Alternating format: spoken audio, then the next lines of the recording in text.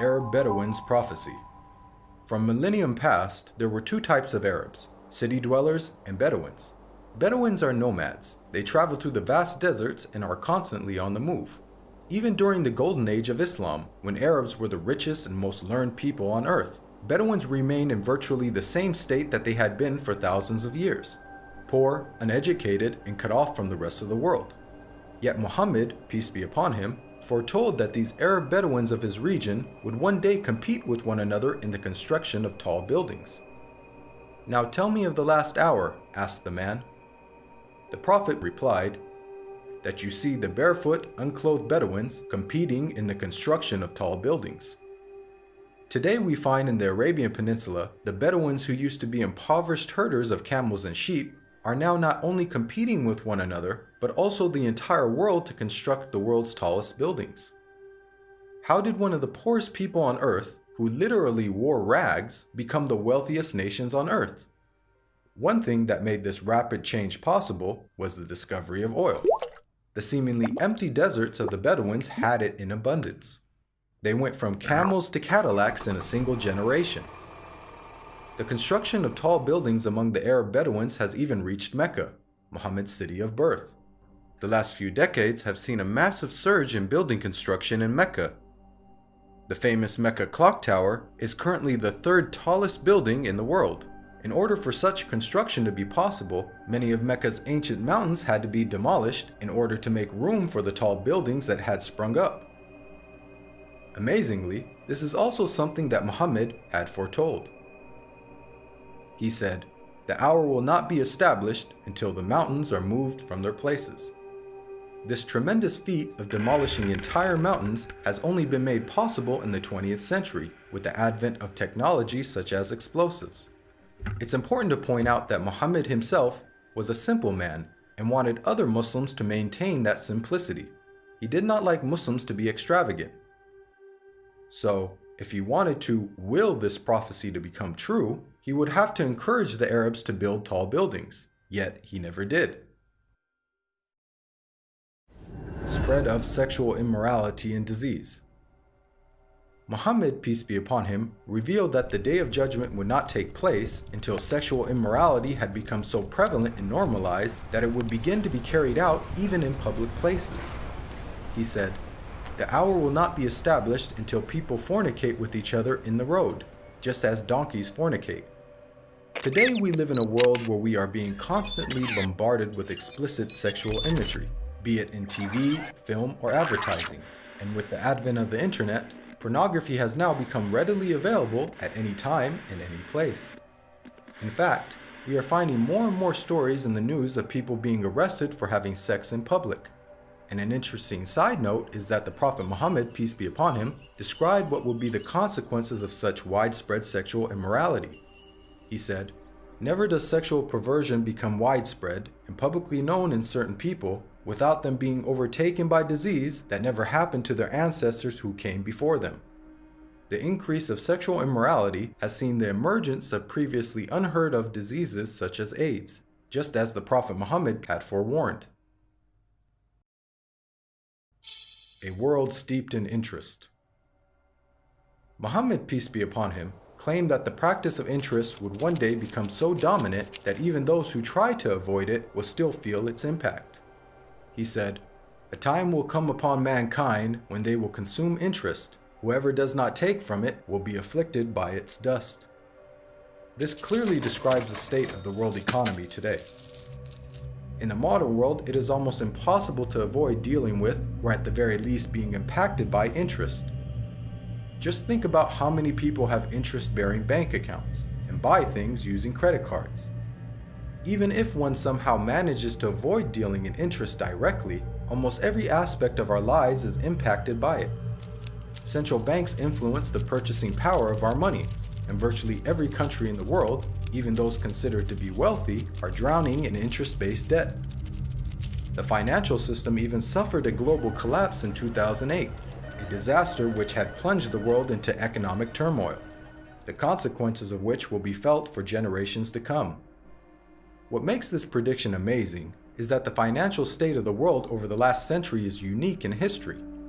At the time of Muhammad, Finance was based on commodities with intrinsic value, such as gold and silver coins.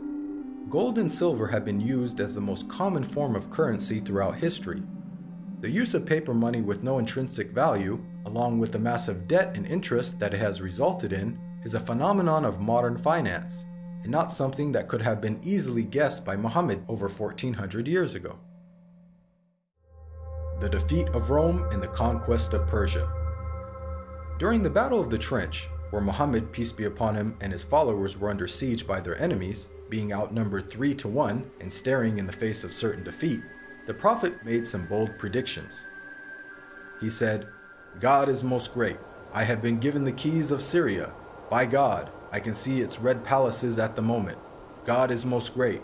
I have been given Persia. God is most great. I have been given the keys of Yemen." At that moment, Muhammad had made the astonishing claim that the Muslims would not only take the lands of Yemen and Syria, much of which was under the occupation of the Roman Empire, but that they would also defeat the mighty Persian Empire. Historically, Muhammad's companions saw this prophecy fulfilled before their very eyes, as they went on to defeat the Romans and conquer Persia. What are the odds that the Muslims, who lacked economic and military strength, could topple the superpowers of the world in such a short span of time? The astonishing way that the Muslims defeated the superpowers captured the world by surprise. As historian Barnaby Rogerson explains, you have to remember that the two great superpowers were the Byzantine Empire, i.e. the Eastern Roman Empire, and Sassanid Persia. They were the dominant superpowers. If you're putting it in a modern parlance, it's a bit like the Eskimos taking on the United States of America and Russia. No rational person would have ever conceived of such a possibility. The sentiment is echoed by historians who cannot explain how Islam became such a dominant force so quickly. Professor of Byzantine Studies, Andrew Louth, wrote, "The speed with which the eastern provinces of the Byzantine Empire succumbed to the Arabs remains to be explained by historians." Prevalence of writing. Many of us take for granted the ability to read and write, and the abundance of books that are available in the modern age. However, for the people of the past, illiteracy was the norm, and books were very scarce. Muhammad, peace be upon him, was born into a society in which very few people could read or write. It is estimated that the number of people who were literate in his locality of Western Saudi Arabia did not exceed 17. Muhammad himself could not read or write. Against this backdrop, the Prophet Muhammad made the prediction that writing will one day become widespread among mankind. He said, "Ahead of the hour, the pen will prevail." The Arabic word used for pen here is qalam, which also carries the wider meaning of writing. This perfectly describes our world today, in which it is the norm for people to read and write, and there is an abundance of books, newspapers, and magazines. This has only been made possible thanks to 15th century technological advances, such as printing that took place over 800 years after Muhammad's prophecy. And with the advent of the internet, writing is spreading even more. Anybody with a computer or smartphone now has access to millions of books with just the click of a finger. It's quite powerful that Muhammad, who could neither read nor write, prophesied the spread of reading and writing. The greening of Arabia's deserts. The Prophet Muhammad, peace be upon him, made a bold prediction about the future state of Arabia.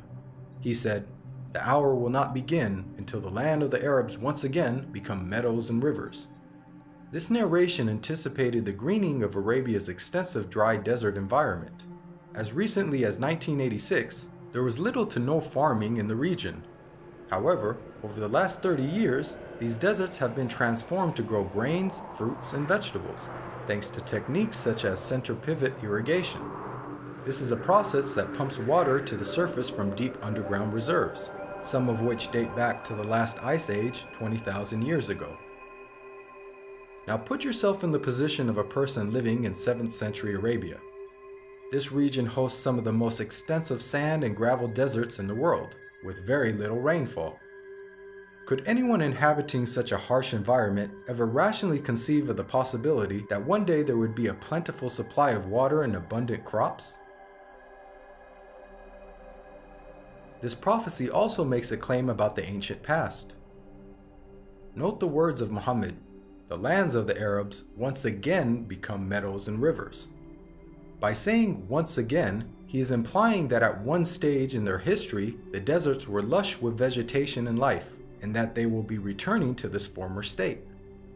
Geologists now know that the Arabian Peninsula was, indeed, once filled with meadows and rivers in ancient times.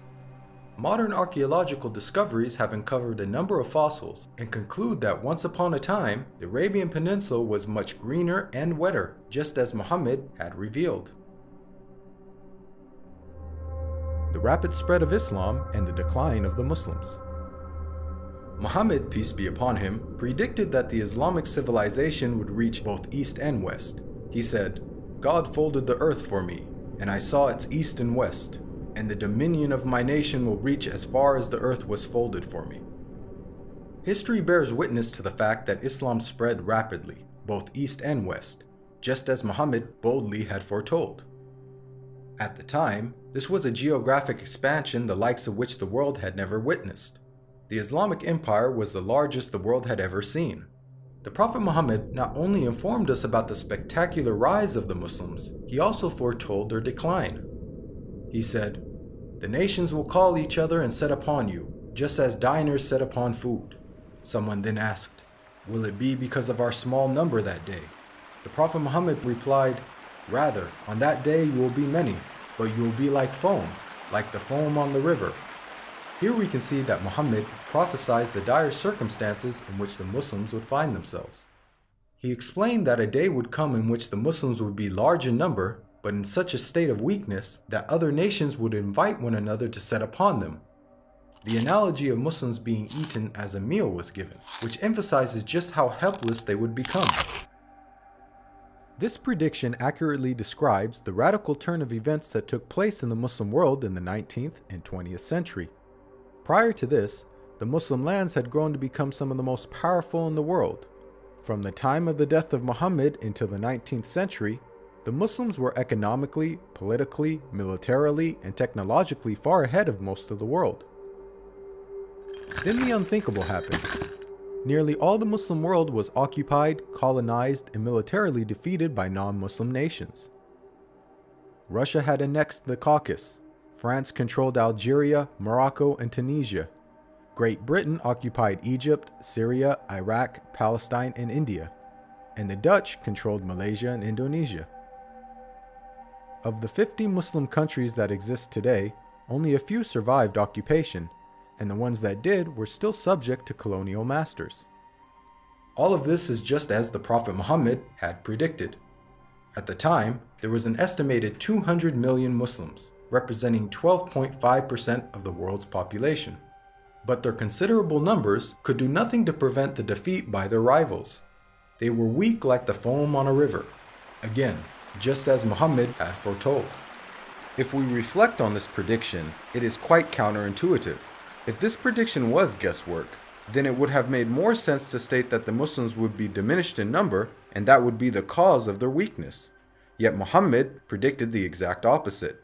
A paradoxical situation of the Muslims being vast in number but very weak.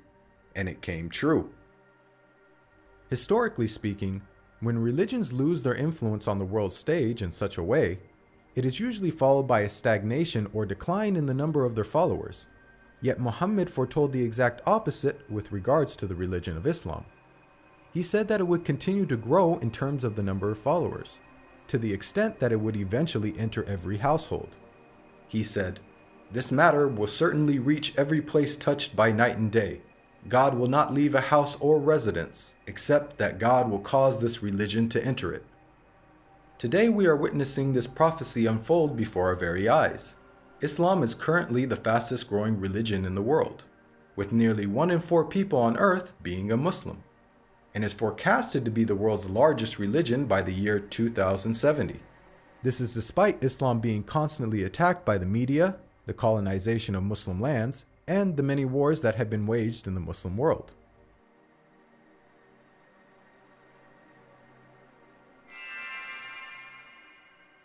Even the name Muhammad has prophetic implications.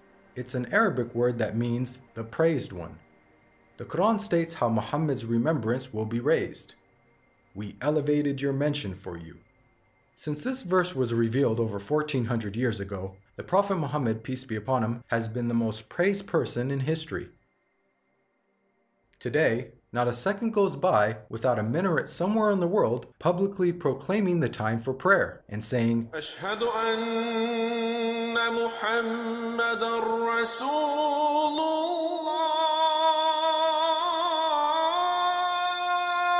I bear witness that Muhammad is the messenger of God. أشهد أن محمدًا رسول الله.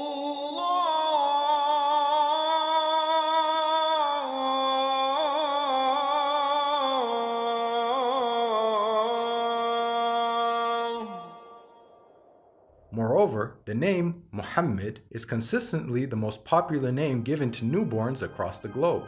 This is despite the fact that Muhammad never encouraged Muslims to adopt his name. In fact, he said that the best names are Abdullah and Abdurrahman.